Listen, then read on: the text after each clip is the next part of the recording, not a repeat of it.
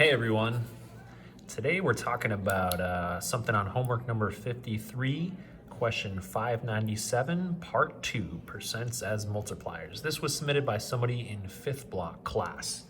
So let's look at this problem, let's read it. Justice Search is having a 20% off sale. Trixie rushes home and she tries to buy 14 shirts, and then she gets 5% sales tax added first, and then the discount's taken. Okay, so we've all been there, we've had stuff on sale.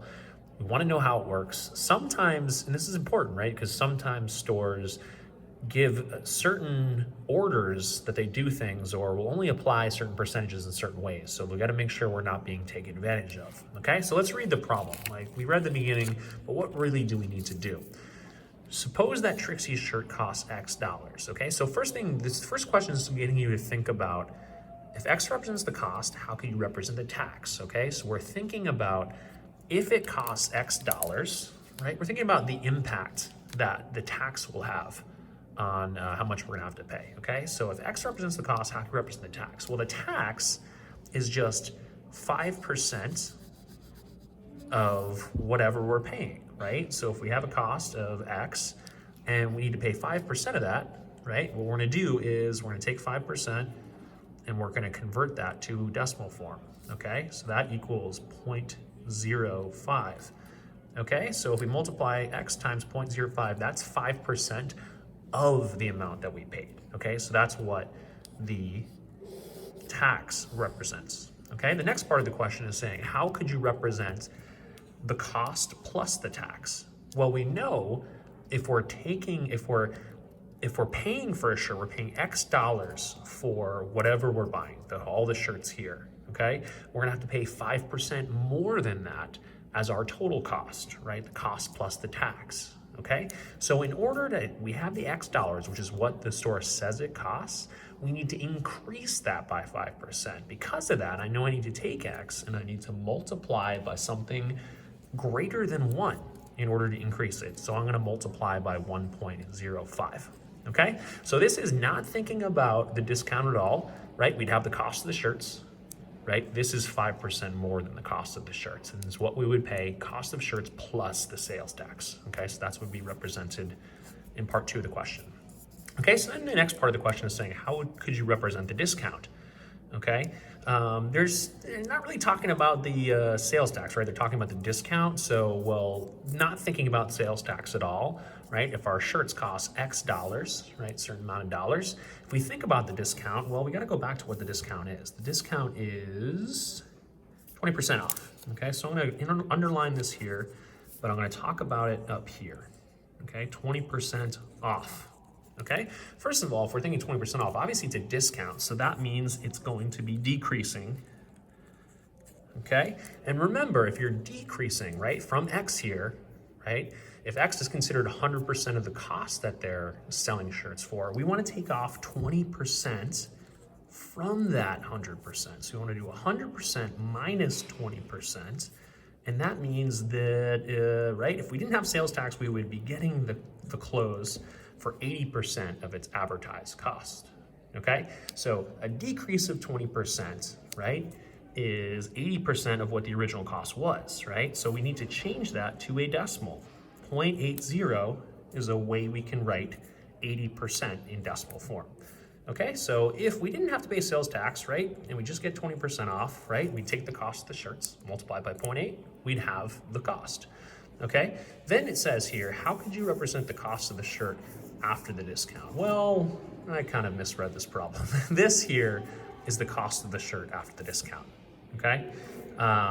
Right, the discount was 20%, right, 20% off, so I think I got kind of turned around here, okay? How could you represent the discount? Well, the discount is 20% of the cost, so if we had the cost multiplied by 20%, which is 0.2, that would represent the discount, okay? We're taking 20% away, so what we're really doing is we're leaving 80%, right? This is what we've been doing in class. We've been finding a multiplier. We're leaving 80% around, okay? So anyways, the main point of the problem is actually part C, right here, okay? Right here, part C.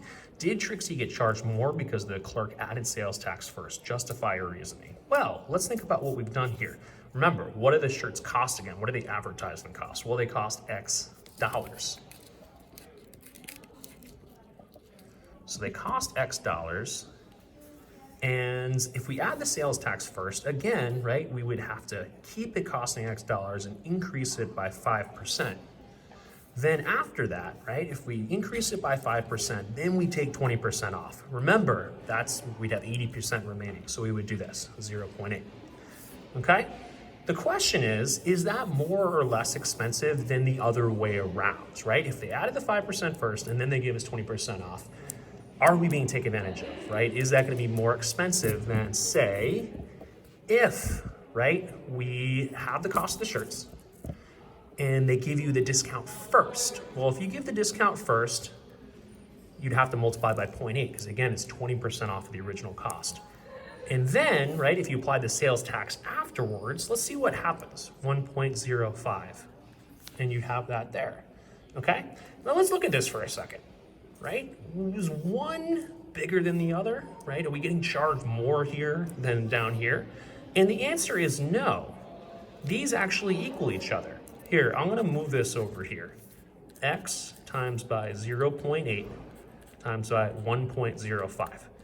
So if we have something and we have 5% sales tax added to it and then a 20% discount, that's no different than if we have something that costs X and then we take 20% off and we get 5% sales tax. Because, right, this all relies on knowing the commutative property of multiplication, right? That tells you, right, if we look that up, right, commutative property of multiplication, that tells you that order of multiplication does not matter. Does not matter at all. So if we multiply by 1.05 first and then by 0.8, that's no different than multiplying by 0.8 first and then 1.05 afterwards, okay? So let's give a real world example. Let's check this out. So let's say the 14 shirts, okay? We have example here. Let's say the 14 shirts, X equals $500. They say that it costs $500 for those 14 shirts. Those are expensive shirts, first of all. I would not advise buying those. I would invest in a Roth IRA.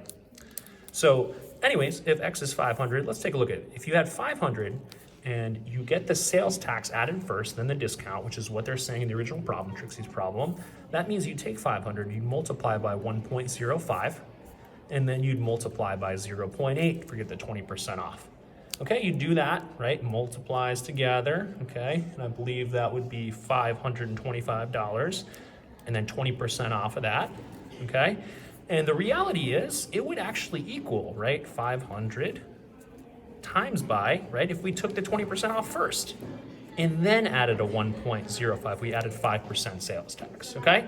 You can plug this into a calculator, you're gonna get the same total cost as if you plug that into a calculator and you figured out total cost. And of course you could verify this, right, by just dividing both sides by 1.05. You would just have these factors left, and you would have these factors left.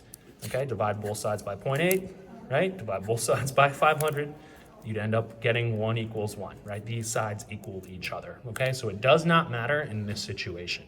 So this question is a harder question. I knew it would create some confusion around it, but it's supposed to get you thinking outside the box about percentages and when they get applied, and learning. And we'll see situations where it actually does matter, or they'll be describing something. We'll take 20% off some other discount, right? When really you wanted them to take the discount off an earlier price. So that comes up a lot in other things, okay? Very, very good question. Thank you, Table 5, and hope you watch this. Thanks for watching. Bye.